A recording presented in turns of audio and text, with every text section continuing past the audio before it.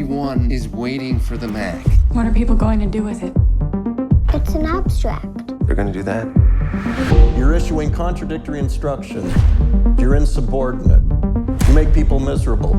The board believes you're no longer necessary to this company. I sat in a garage and invented the future. Because artists lead and hacks ask for a show of hands. What you make isn't supposed to be the best part of you when you're a father. That's what's supposed to be the best part of you.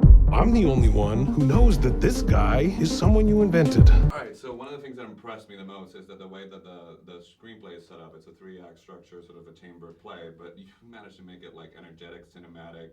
There's not, I would figure there's a danger of 2 actors in a room, but the movie just chases through like a bullet. So I wonder your approach to how did you know that that was going to be sort of the pace or the rhythm of the film when you got the screenplay? It just felt it instinctively. He writes, he's a great provoker because a bit like Jobs' products, he doesn't give you an instruction manual to go with how to do it. It's just like dialogue. What are you going to do? And therefore, if you're going to do your job, you're going to make that as entertaining, as vivid, as truthful, as full of momentum, because film is about momentum. It's a progression, a 2-hour progression from here to there. And you want to make everything contribute towards that arc, really. So we used everything we could, different formats for the different acts, different theatres. The actors, we did it in separate blocks so they could have a different energy. So they go, that was in 84, and they are great actors. They don't want to repeat themselves. So they come to 88 with something different.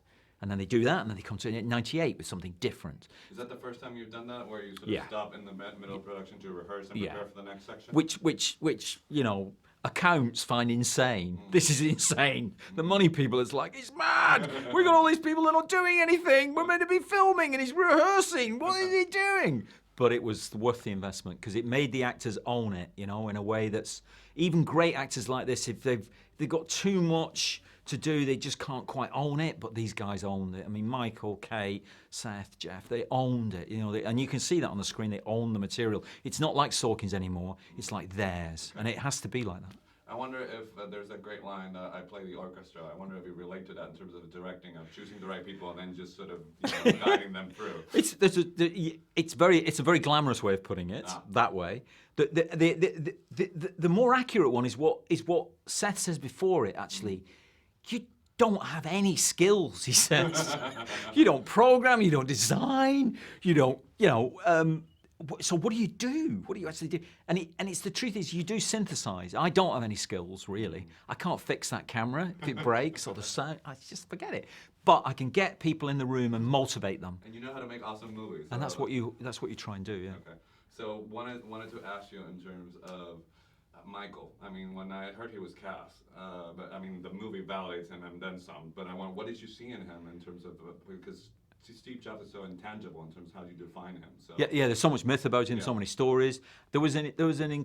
He's such an uncompromising actor. Everything that he does, and I've admired an enormous amount of his work. You can see he's uncompromising as an actor. He's not going to pull any punches. He's going to show you each of the borderlines of this character. He's going to go there.